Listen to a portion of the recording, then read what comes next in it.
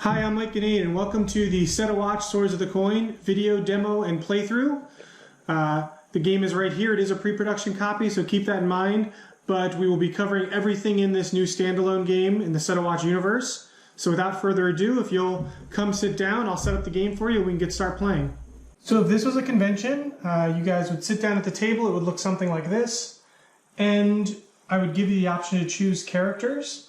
I've actually gone ahead and done that just for the sake of setting up and getting started as quickly as possible. One thing to note in this video and through this playthrough is this is a pre-production prototype. There is some language and text on cards that is not the same as the final version that we sent off to the factory. In fact, looking at the rule book, you can see that this is from like the August sort of draft of our product. So it was right before the Kickstarter even launched to get everything in time so we could show you some of this stuff. So this stuff is, there may be some text here and there. I'm going to do my best to, I've done my best to pick abilities that I think haven't changed, and I will do my best to play cards as I think that they are going to be in the final version if I notice a problem. But for the most part, I'll play things as written, and just keep in mind when you get your final game, just to double check the text of the cards. This will be very accurate, but there may be some minutia in some of the card interactions that may be slightly different when you receive the product. So just keep that in mind, and we'll get started. So Set a Watch is a cooperative game that can be played 1 to 4 players. There are always 4 adventurers, so I will be controlling all 4 in this example and demo and playthrough. But the key idea behind Set a Watch is that your 4 adventurers are sort of from your standard Dungeons and Dragons party, and you guys have gone out and beat the big bad already, and there's these acolytes out there who are trying to resurrect the big bads. We call them unhallowed in this game, and bring them back to life. So we're trying to stop them. The unhallowed are in this face-up pile right here, so you always know the next big bad guy they're going after. In this case, they're trying to bring back the Formless, who's pretty nasty. He does 3 damage. The monk has these extra dice that he can upgrade to, so that's what these are here. I'm going to sort of set them off to the side. You'll see how he works in action. But going through some of the characters and what makes them different, the witch over here has D4s. A lot of her abilities are based on the value of the die result. So a lot of her abilities have, defeat the creature in X position. So X is the die value that you use. In addition to, the dice and the abilities, the witch also has a familiar, which acts as sort of another dice that they can use to attack things with. Next up, we have the barbarian, D12s. So we have sort of the 2 extremes here. The barbarian's abilities have to be exhausted to use. You can't use a die to activate them. That's the thing about the barbarian you have to use for. The monk is actually pretty straightforward. Starts with D6s, but has the chance to get bigger dice as the game goes on. And then last but not least, I've chosen the artificer. They have this item here, which has a built-in dial to track your charges. We'll start charges at 8. D6 in range. A lot of their abilities will say deal damage based on charges or gain 4 charges. When I'm gaining and losing charges, you'll see me messing with the Artificer's staff. But the staff itself actually has an ability, which is once per round you may defeat a revealed creature in line with health equal to or lower than your current charges, and then you lose half your charges. So there's always sort of a blast from the staff that you can do to defeat some creatures with the Artificer. I've also set out the sort of the new things with Swords of the Coin are not only these characters I just laid out, but also you'll see we have coins and a merchant and an item market. And we have these coin symbols on each of the camp actions. So when we go to camp, we will actually be collecting those coins, putting them on the board. You collect them as a group, and then you have a chance to shop at the merchant during the merchant phase. So I'll actually put out this quick reference guide here too over here, just in the shot. Not only for you guys watching, but also for myself. Sometimes I forget to add coins to the camp So I will do my best to follow the rules accurately. Sometimes I get ahead of myself. At the beginning of every round, so we're going to go through this quick reference guide. You roll dice. So you'll roll the dice of all your characters. You can see I've got quite a poor roll over on the Barbarian. And then these are pretty bad rolls in general. So we'll see how well I do in this game. So after rolling dice, you actually decide who rests in camp. In general, I like to look for a 6 and like low rolls because you can always use a 6 to heal people and potentially get a card back. But based on these rolls, I think I have to send, even though the Barbarians rolled poorly, sending the Barbarian to camp is sort of a waste at the beginning because the Barbarian's all about exhausting himself because she actually becomes more effective when she's more damaged. So I'm actually going to choose the monk. I'm going to spend my first dice. So now that we enter the camp phase, the monk will be resting in camp. They'll take a rest token, marking that they've rested once. Everyone needs to rest 2 times in the first 8 rounds of the game, and then the 9th round of the game is the final round where you fight the horde that's accumulated and try to clear all the creatures in line. So I'm going to take the monk to camp. When the monk rests, he refreshes a card. And more importantly, I can use this meditate action, which is upgrade a single dice twice or upgrade 2 of your dice once. So I am going to upgrade these 4 and 5s to d8s. So the monk's dice sort of are always upgrading. And then I'll spend my final few actions. I always think it's valuable to scout ahead. So I will scout ahead. I'll take this coin, place it on our board. Scout ahead lets you look at the top 2 cards coming into play and rearranging them or putting them on the top or bottom, however you see fit. These actually aren't too bad, so I'm going to leave them on top. I'll put the bat first because he's a little weaker. Put them back on top. Oh, I also need to show the first location we're going to. We'll be facing 7... I'll hold this up. So we're starting the game in Smuggler's Harbor.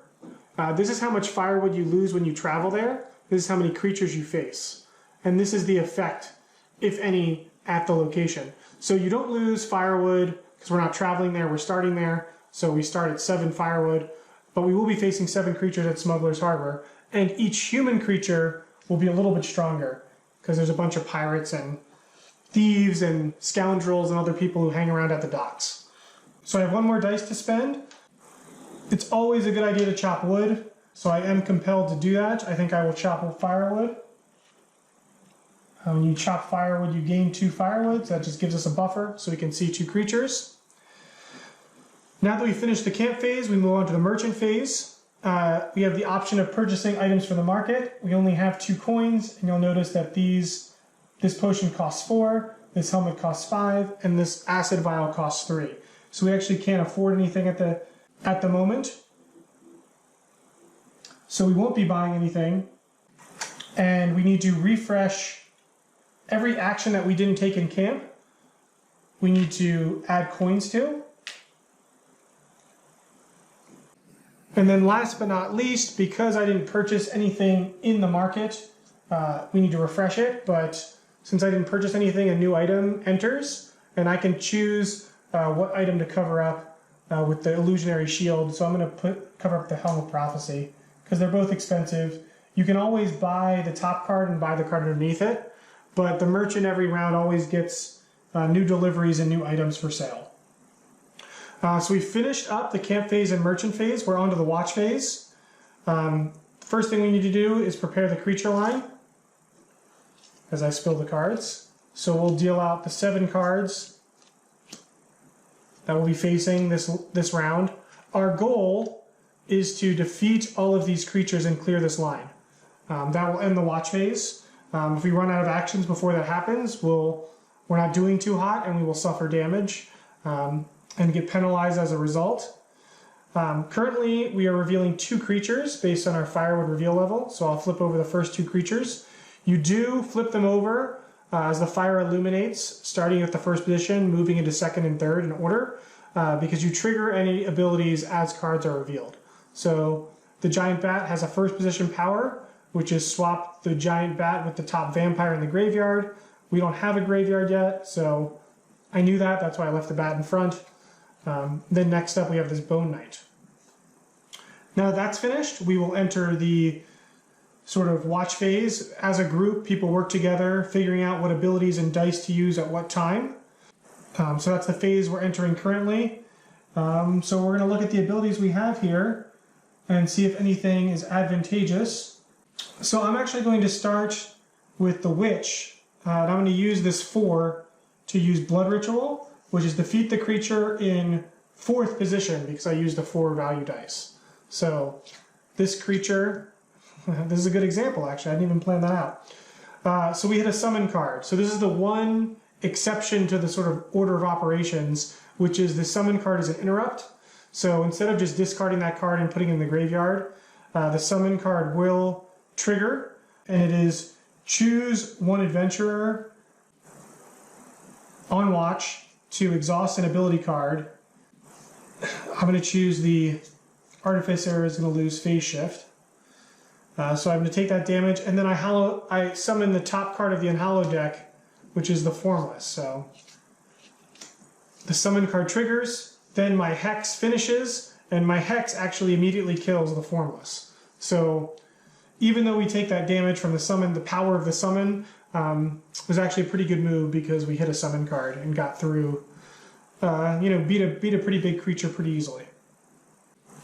Let's do War Staff for 1. So War Staff is deal X damage to a revealed creature, where X is equal to the die value placed here plus the number of charges used. Now I have to use them up. I actually think that card's changed as well. I think it's just, I don't think you lose the charges. I think it's just the charges you've accumulated. So I'm going to play it that way. Hopefully I'm right.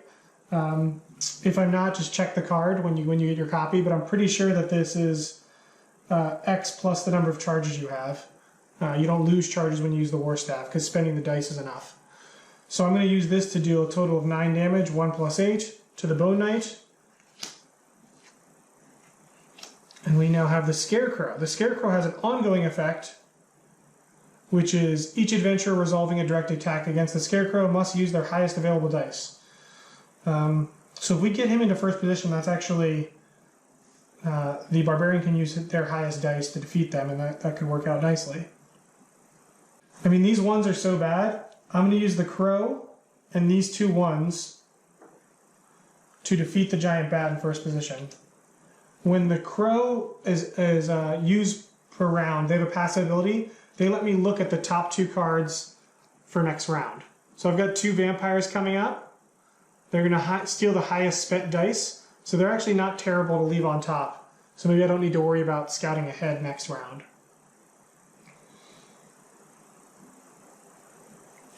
So the Scarecrow will move up. We'll see what this is. This is a Wandering Giant. The Giant's health is increased by the number of locations in the location discard. So currently they're an 8 plus 1 card, so they're only a 9, but the Wandering Giant will get stronger and stronger as we get later on into the game.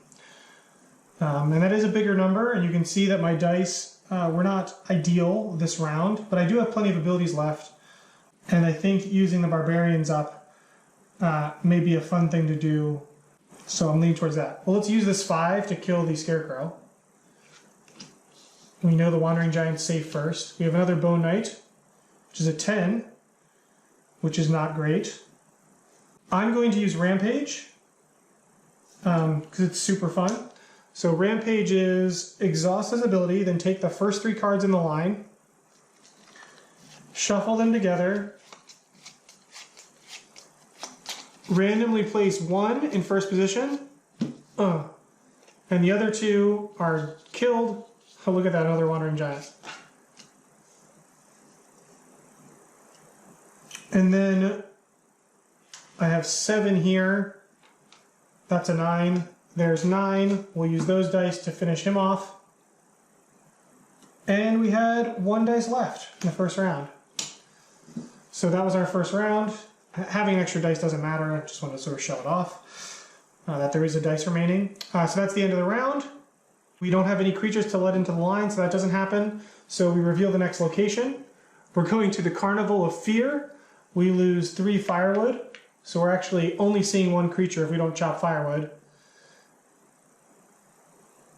And then at the end of the watch phase, adventurers as a group must exhaust 1 additional ability card for each creature entering the horde. So if we don't defeat these 7 creatures, we'd probably lose the game. It's a pretty tough, it's a pretty big penalty. You get hammered pretty bad. So we start a new round, and everyone's going to roll their dice. We have some characters who have taken some damage. So oh, look at that roll by the giant, by the barbarian. Where was that last round? The witch. Good thing about the witch is the witch's rolls being lower is not typically a problem. And this is a 9 and a 6. Actually, how do you? I guess you just need to pick if the dot's in the bottom corner or the top corner. I'm gonna say it's the bottom corner, 9 period. So those are 9s. I mean, that's an amazing roll. We can't bench the barbarian with that. So based on that, I think our only choice is to rest the. Could do the witch. 1, 2. She has 3 2s. I'm going to do the artificer. They're going to rest. We're going to bring back Siphon Vortex. It's going to heal. People's rolls are decent, so do we really want to? Do we want to use runes? We don't need to scout ahead. We definitely need to chop firewood. So let's chop firewood.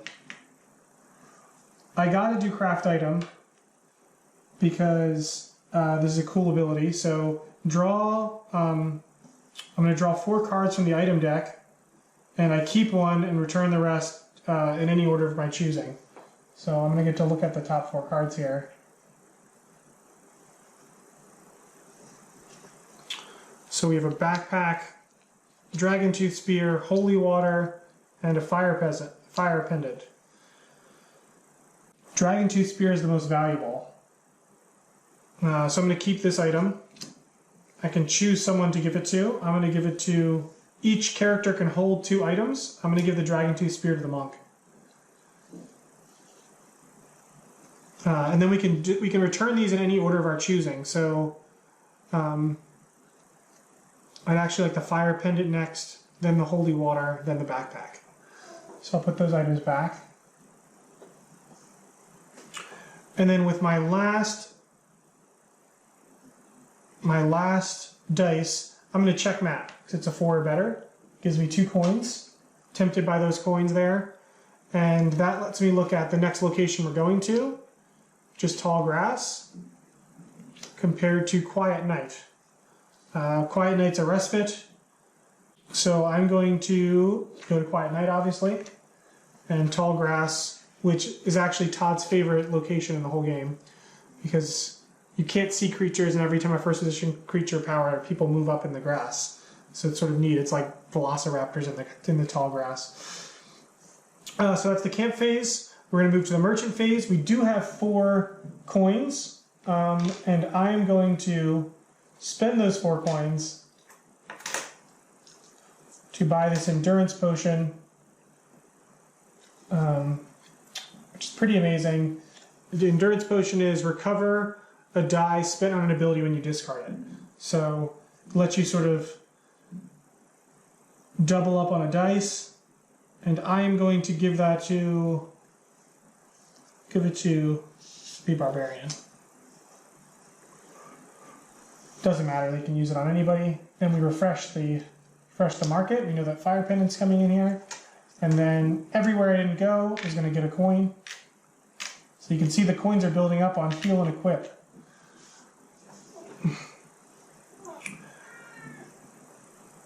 So that's the merchant phase. We're now entering the watch phase. We've got 7 creatures again. One of the great things about the mat, or that I like, is there are 8 total spots. So once you sort of learn that, you don't really have to count when you're dealing cards out. You just know how many spots you're filling up. So we've got those 2 vampires. They're going to steal the highest available spent dice when they're revealed. We haven't spent any dice yet. It is from the people on watch. It's not from camp. In general, creatures in the line only affect people on watch unless they say otherwise. You can hear my cat has roamed in and is now playing with mice. So if you hear some whapping or meowing, that is currently what's occurring. And with that, we enter the watch phase where we can start figuring out what we're going to do with our dice. Now the monk is only first position, but I did give them the Dragon Tooth Spear to sort of help give them a little bit of range. I'm going to start by playing my 3 on this vampire as a direct attack, which will kill it because internal strike of the monk is my direct attacks deal damage equal to the die value plus any added to the creature's damage. So +1 here to that 3 makes it a 4. So my internal strike is going to kill this vampire, and we'll have everything else move up. There's that giant bat. Now we don't really want that giant bat to turn into a vampire and then steal our spent dice. So we're going to need to have some range here and figure out what we're going to do. We could use Blood Ritual. We could exhaust Barbarian, Leap, and then gain range. So what I'm actually going to do is I'm going to use Barbarian's last card here, Leap. I can defeat any creature in line, so I'm just going to pick one randomly. Another summon card. I'm lucking out here with my choices. I did play 3 summons, so that's about every 10 cards. The first way through, we'll see a summon card. So the summon card, we've got to exhaust a card. I'm going to exhaust Witch's Transform. This goes in the discard pile. It brings in Prince of Vultures, who's immediately killed by the Leap from the Barbarian, the Mighty Leap. Defeated after moving this card to the graveyard, shuffle the graveyard into the creature deck. That luckily did not happen because the card abilities are ignored when you defeat cards that way, but that is a pretty nasty ability if it were to trigger. Similarly, if it was a good ability like the old Trent, and if you were to beat the Trent with an ability without them being revealed first, the ability is ignored and the defeated text doesn't trigger, so you don't gain the wood from it either. Okay, so now that I've used Leap, the Barbarian has +1 range until the end of the round, so they can now hit first or second position with their dice. And they've got big dice, so I'm going to use this 9 to kill the giant bat. Horde Drake, first position, exhaust 2 abilities, defeated, gain 2 coins. I'm going to exhaust, I'm going to use the Dragon Tooth Spear. Maybe I shouldn't. I'm going to use this 10 and this 2 from the Witch, because the Witch is ranged, to defeat the Horde Drake and gain 2 coins. Just put them on our board so we know our party has collected them. Up next, we've got Coffin Rats. The Coffin Rat's health is increased by the number of unrevealed creatures in the line. So there's only 1, so it's currently a 7. But if we defeat this vampire first, that can go down. So we'll use this 4 to kill this vampire. Coffin Rats come up, they're just a 6 now, and we have Enchanted Golem. Enchanted Golem health is increased by the total items equipped by adventurers on watch. So currently we have 2 items. We have the Endurance Potion here by the Barbarian and the Dragon Tooth Spear, so that's a 10. But I think we have plenty of dice here. We'll Blood Ritual the 8, and then we will, doesn't really matter, we'll let the Monk kill. The Monk kill Coffin Rats for a 7. Location 2 down. Next location, end the round, no creatures enter the horde. Next location is Quiet Night, we lose no wood.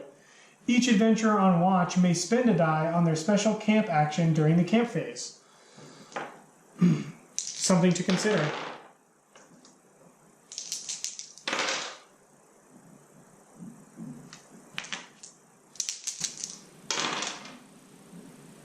Wow, some bad rolls here, folks. 1, 2, 3, 1, 4, 5. 167.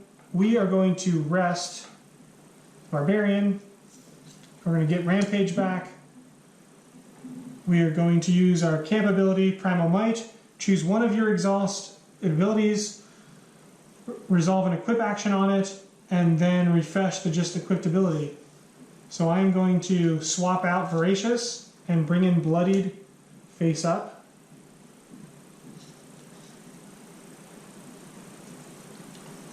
Maybe I should I'm actually going to bring in, no, I'm going to bring in Stone's Throw instead.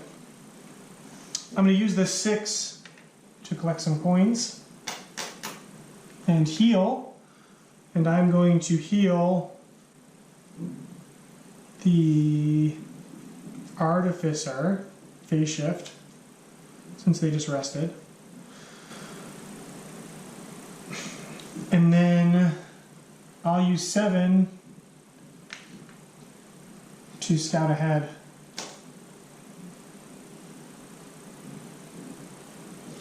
We've got Sealbreaker Acolyte, that's real nasty, and Horde Drake. I'm putting those both on the bottom. Actually, I'm going to leave Sealbreaker Acolyte on top.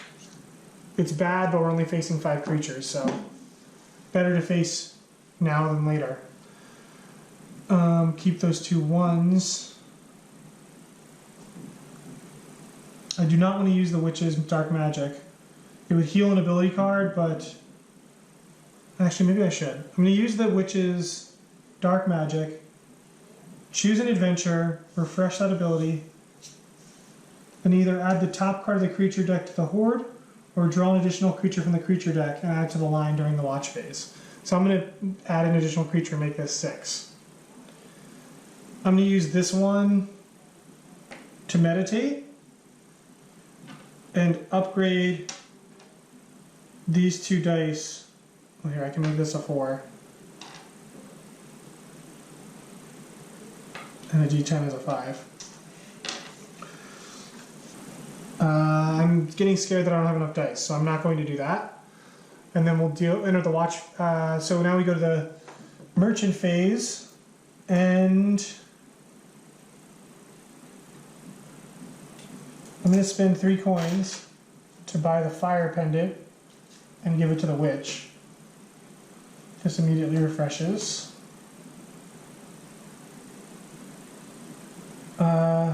I want that acid vial. I'm going to buy that acid vial too. And give that to the monk. And there's that backpack. We had coins everywhere we didn't go.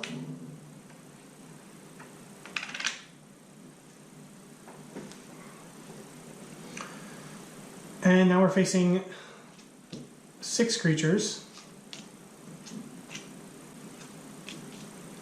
And we're still seeing 2.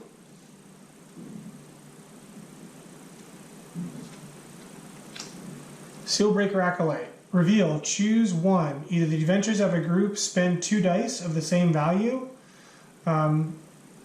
or we place the top unhallowed behind the Sealbreaker Acolyte, which is the carnivorous tree. I'm going to spend these 2 1s of the same value, so you gotta spend doubles to keep the seal intact and stop the Sealbreaker Acolyte from bringing someone back. Coffin Rats is next. They are currently a 9. And now it is our turn to start. I am going to use Blood Ritual with my 3 to kill this card. Enchanted Golem. I'm going to use my Artificer Staff passive ability to defeat the Sealbreaker and lose half my charges. Poison Spider. An adventurer with no exhausted abilities must immediately exhaust 1. So that is one of these 2. I'm going to use Perfect Defense. Just cancel a just triggered creature power, that Poison Spider, and then increase my dice to the maximum. So that's going to become a 10. Poison Spider's only a 5. So we can use War Staff for 7 damage. Kill the Poison Spider. Another Poison Spider! I'll lose phase shift.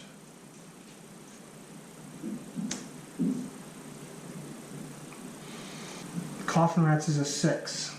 I can kill it with a 10. I can kill this with exhausting. I want to wait for something bigger in that first position. I could use my crow. I'm going to use my crow in this 3. Man, that's risky. I'm going to use this crow in this 3 for 7 damage and kill the spider. Get to look at the top 2 for next round. Seal Breaker and Herald Acolyte. Double Acolyte next round. Might want to bury one of those. Frostworm is last. We don't want first position to trigger because we lose X. Fire, where X is equal to the number of exhausted abilities of adventurers currently on watch, which would be 1. That's only 2 fire. And we would gain 1 fire with the fire pendant for first position triggering, but I still don't love that it's happening. I'm going to exhaust Dragon Tooth Spear to kill Frostworm. Abilities that say exhaust, you obviously exhaust them to use them, and then when you go to camp, you get them back. So they're basically 2 or 3 use items for the whole round. And then this 10 obviously can kill the Coffin Rats. So I could have used my Acid Vial or some of this other stuff to bail us out a little bit more, but I'm trying to save that stuff up for when it's critically needed. But you can see spending those dice on some of those camp actions definitely made the respite a little harder than it probably needed to be. Okay, next location, Rope Bridge. We lose 3 fire, 1, 2, 3. When this location enters play, choose one, either exhaust 1 ability or swap this location with the location card underneath it. We do not retreat Firewood again, so it's actually not bad. I'm going to let the Rope Bridge snap, and we're going to go back to Quiet Night, basically, so we only have to face 5 creatures. So that check map action I did seems to have been a great call on my part. Incredibly lucky. We'll roll dice.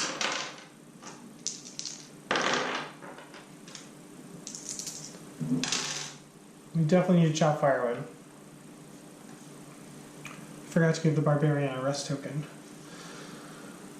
Okay. The Witch rolled 1, 2, 4, 7, 7, 2, 2, 6, 3, 4, 6, 6. I think we send the Witch because she hasn't gone yet. Get Transform back. She rests. We actually don't have doubles, which is uncommon for the Witch not to hit. I am going to use Dark Magic to make the 6 creatures again. Get Phase Shift back. We absolutely need to chop Firewood.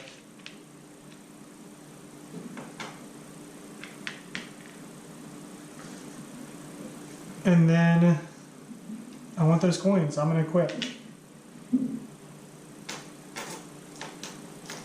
Get all those coins. And I'm going to swap out Transform, which is flip over your familiar and defeat a revealed creature, to Premonition.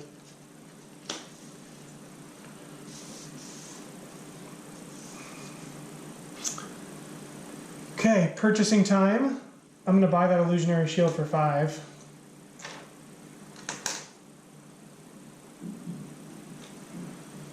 Who should get the shield? The Artificer maybe, or the Barbarian?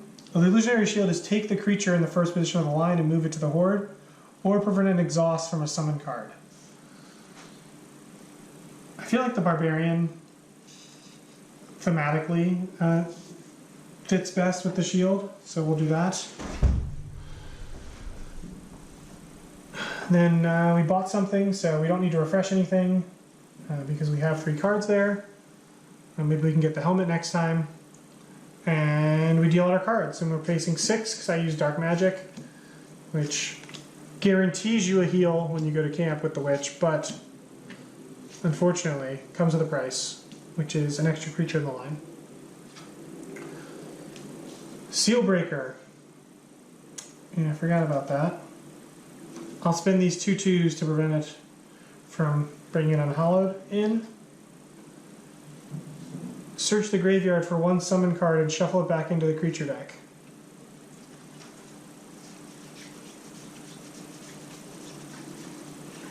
We know we have one, because we've hit 2 already. So that means within this line in this deck, there is one more summon card. There are 2 more summon cards, I should say, in this line and in this deck. So I think I'll be using that Illusionary Shield relatively soon. We do not want the Herald Acolyte to get in first position, because they will place the top Unhallowed into the Horde, and as you do with all games, you start with an Unhallowed in the Horde. I'm going to use this 4 on Warstaff, plus my charges for 4, deals 8 damage to the Herald Acolyte. Scarecrow, just a 5. Have to use one of my highest dice. There's a 6, that's not too bad. There's that summon. I'm going to exhaust the shield to prevent the exhaustion. Carnivorous Tree comes in. All tamed creatures are immediately moved to the graveyard. We don't have tamed creatures, but the Carnivorous Tree was made to be a nerf to the Beastmaster primarily. I guess, and the Bard to an extent. That is a big creature though at 12. Let's use this 7 to kill that Sealbreaker perfectly. Floating Mines. Abilities can only be activated with a die result of 3 or higher. It's really bad. I do have Stone's Throw though, so for each melee adventure on watch, including the Barbarian, I may throw my dice at range. And we currently have 2, so I have 2 ranged dice. So I'm going to use this 7 to kill to chuck a rock at the Floating Mine and kill it. Goblin Scouts, defeated, reveal a creature in the line. So Carnivorous Tree is really the big one we've got to worry about here. We're going to be short 1. No, this should work. So we can do 6 and 6 for 12. This is actually 8 because of Internal Strike, plus 2. That'll kill them. And then we have them left, and we'll use Flying Kick. Choose a revealed creature in line, deal to that creature damage equal to the total of your spent dice, including the dice you just spent. So that's 9, 10, 11. Boom. Defeated, reveal a creature in line. We don't have any left. End of the round. Next location, Barren Plains. That's from the first game. Guess Todd left a couple in from the first game. Reduce firewood by half, rounded down. Oof. It's 3. Keeping it interesting.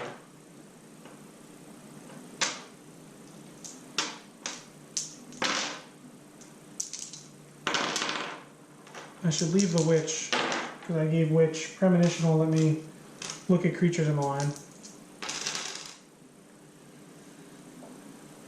Any 6s? There's a 6. But everyone's healed up pretty much. Barbarian, 4, 8, 5. Can't rest Barbarian. We could rest the Monk. Because I don't need to meditate, because I've already done it twice. I mean, I could do it 3, and I've never seen that done before, and I could have more powerful dice, but it's very uncommon for that to happen, so I'm not going to push it. 1, 2, 3, 4. I need to use at least 4. I'm going to rest the Monk. I get the Dragon Spear back. I'm definitely going to use 2 dice to chop firewood twice to bring us back up to 7. I'm tempted to do 3.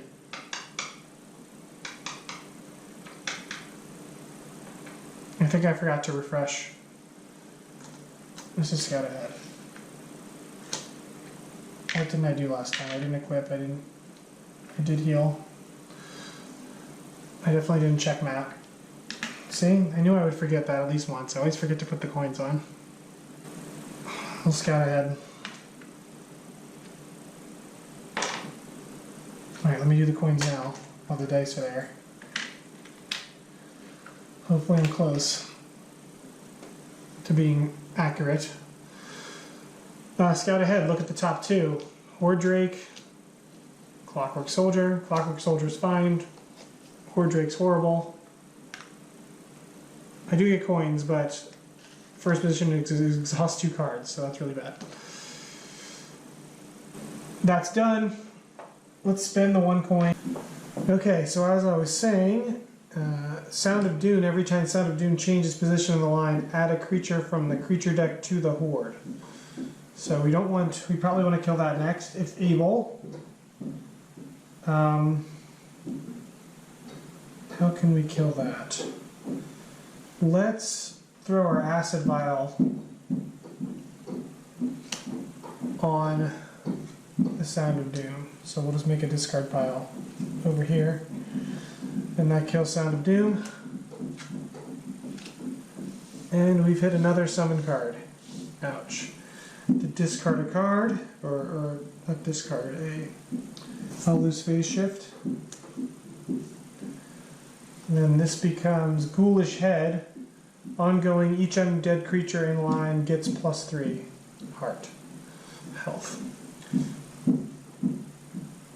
I think it's time for the Barbarian to go on a rampage. Hopefully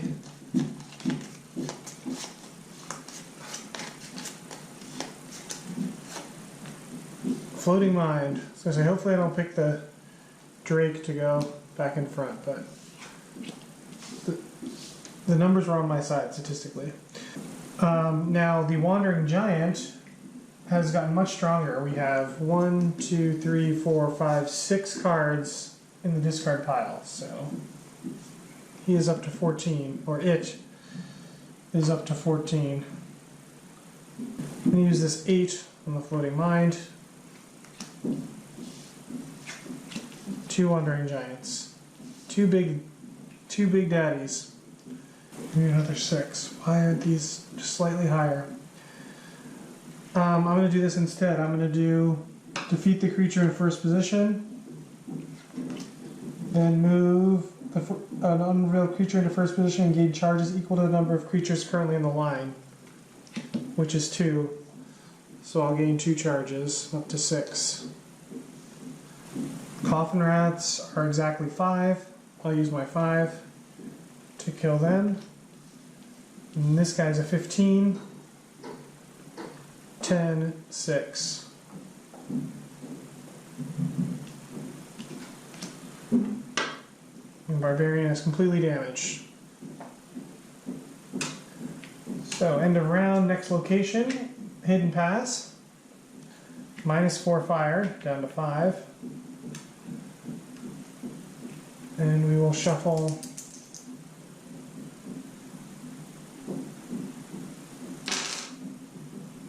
our dice. I think I forgot to do this again.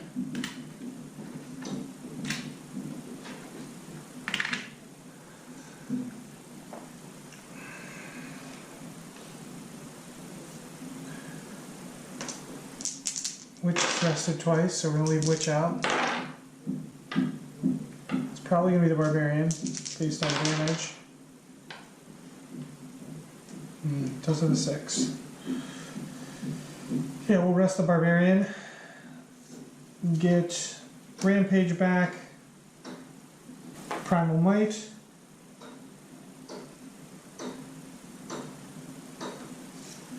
To bring in Voracious.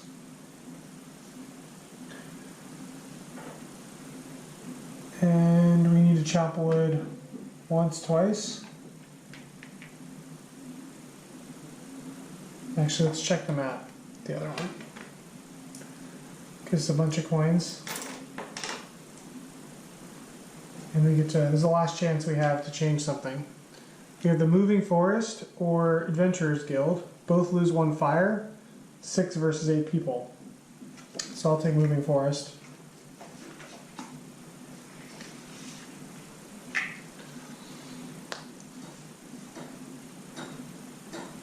And then purchasing wise, I'm not going to grab anything yet. And Dancing Sword is going to come in and go over that one. Maybe I can get the helm or something for the final round. Oh, I can do the check map hidden pass. The adventurer in camp may take the check map action without spending a die. So I will use this dice to scout ahead.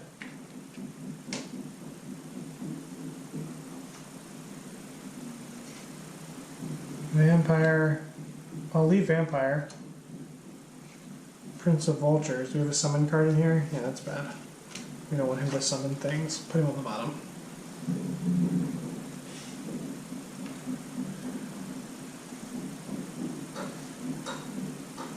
Okay, let's do 7 cards.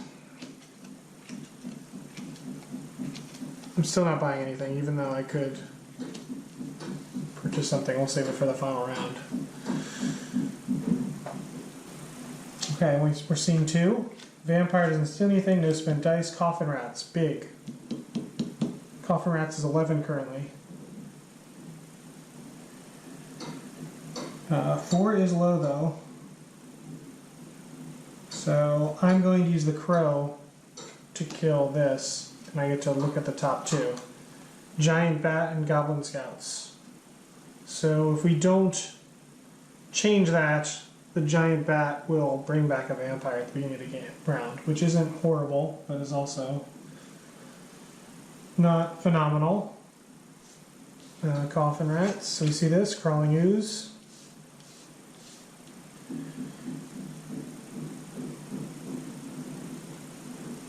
I'm going to use Premonition for 3, peek at 3 cards in line. 2 oozes to this, and then my total die roll is 7. So I can't kill anything. But I do know what's coming. I'm going to use Blood Ritual on 3 to kill Crawling Ooze here. I'm going to War Staff for 8, this Crawling Ooze. There's the Soldier. I'm going to Siphon Vortex to gain 4 charges, bringing me up to 10. Oh wait, that's the other one. Sorry. Siphon Vortex, defeat the creature in first position. I'm going to pick this one to bring to the front. There's 3 creatures in line. So I'm going to go up to 9 charges. And then I'm going to use my Artificer Staff passive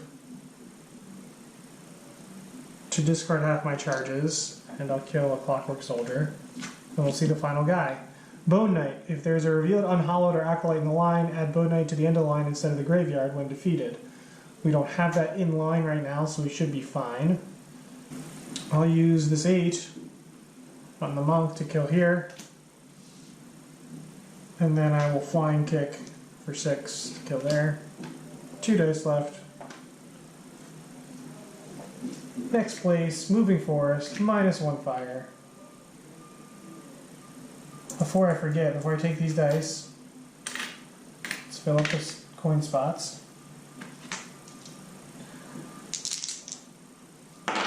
Roll all our dice. It's a good roll.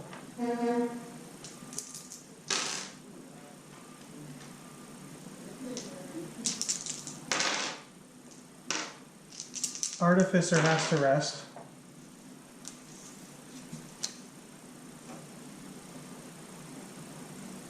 Adventurers in camp cannot resolve the chop wood action. Fantastic. So we are not going to be able to get any additional wood. So we're going to be seeing 1 creature this round, which could be really bad. I do get this shield back though, when I rested. Fire Pendant. If we let a first position power trigger, we'll get Fire Pendant. So if we let that hit. Okay, so we'll be seeing just barely 2. I'm going to use the equip action to get a bunch of coins and do phase shift for, should I do quick craft? I have to spend charges, so I'm going to do this one, which is going to gain charges. Then I'm going to spend I'm going to look at 3 cards to get an item. I'm going to do firewood.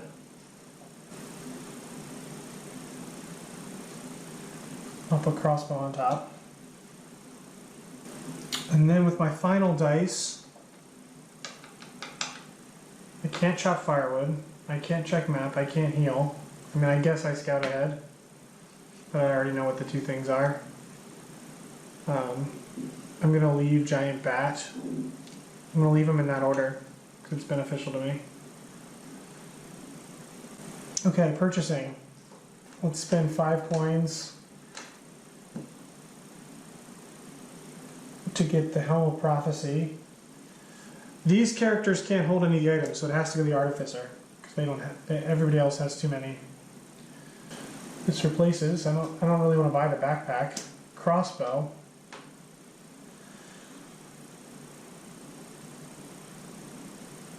I would want to give crossbow to the barbarian, so I'm going to save it and see if I can buy something next round. We only have 6, so we should be fine.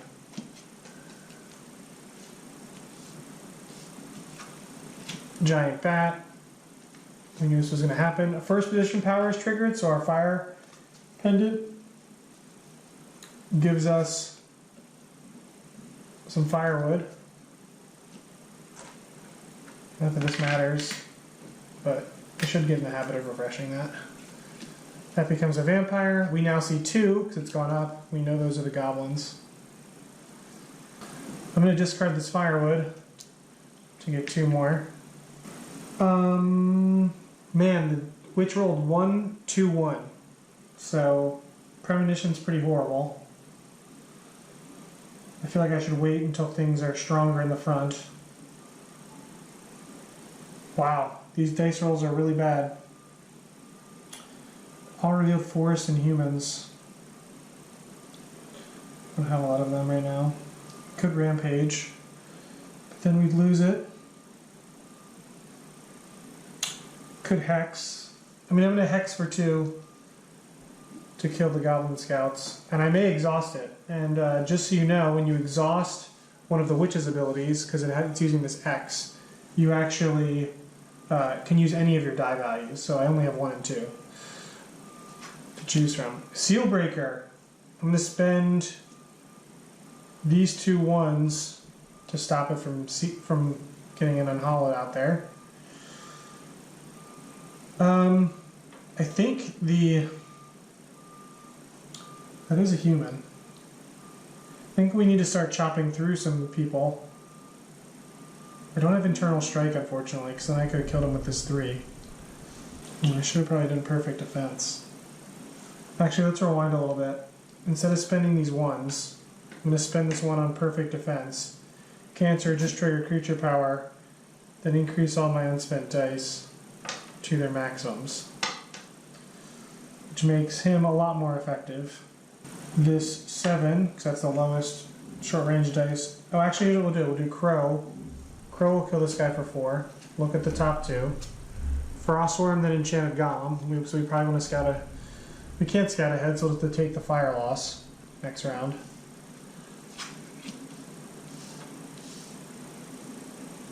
We'll use our 7 on the Acolyte.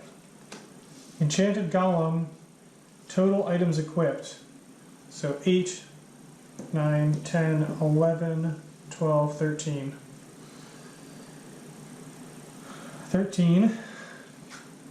Horde Drake. How are we going to kill that Horde Drake?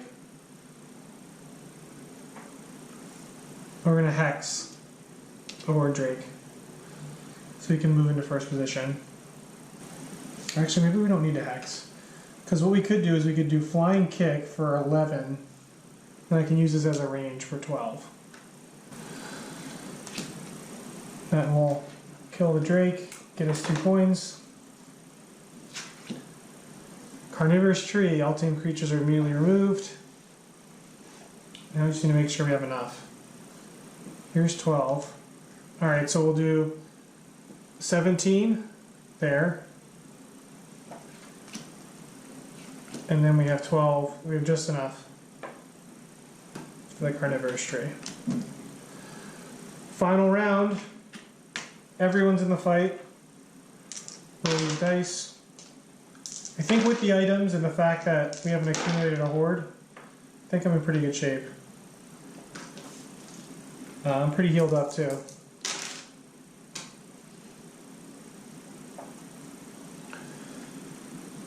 Tower Ruins, we lose 2. And we're going to see 9 creatures. So we'll fill this up. Put 1 there. No one's in the horde to add. So this is our line. We're going to see this. We lose 1, 2, 2 fire.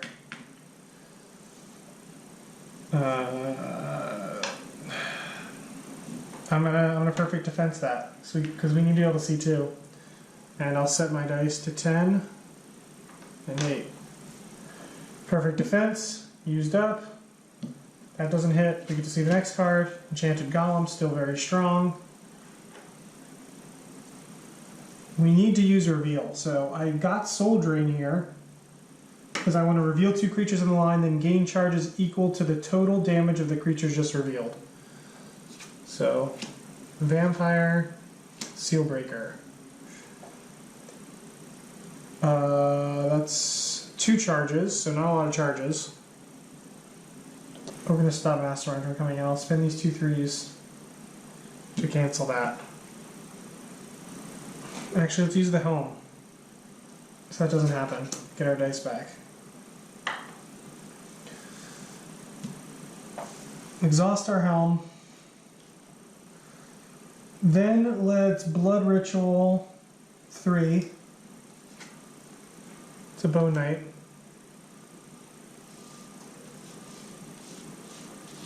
Got everything on the mat.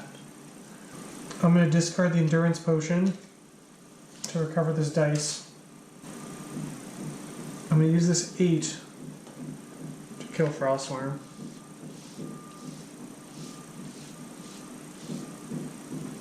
Let me just steal the available. I don't think I did this. The Vampire is a 12. Right? Steal the spent die, highest spent dice. I'm going to use Siphon Vortex to kill this big guy. Pick an unrevealed. Giant Bat. 1, 2, 3, 4, 5, 6, 7. That's going to max me out. Maximum charges 11. Giant Bat, first position. Fire Pendant will give us some fire. But I'm pretty sure there is another Vampire. That Vampire is going to steal the highest available spent dice, which is a 4. It's an 8. 12 and 8. I'm going to use my staff to kill.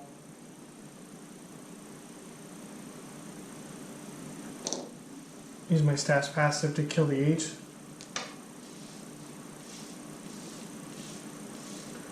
Then I'm going to exhaust Soul Drain to reveal 2. I get 2 charges. So up to 7. Scarecrow is a Golem, and Herald Accolades. Search the graveyard for 1 summon card, shove it back into the creature deck. I will do that, even though I do not think it will matter. Actually, do we have any? Yes, we do. I'll just put it on top. If it matters, I can shuffle.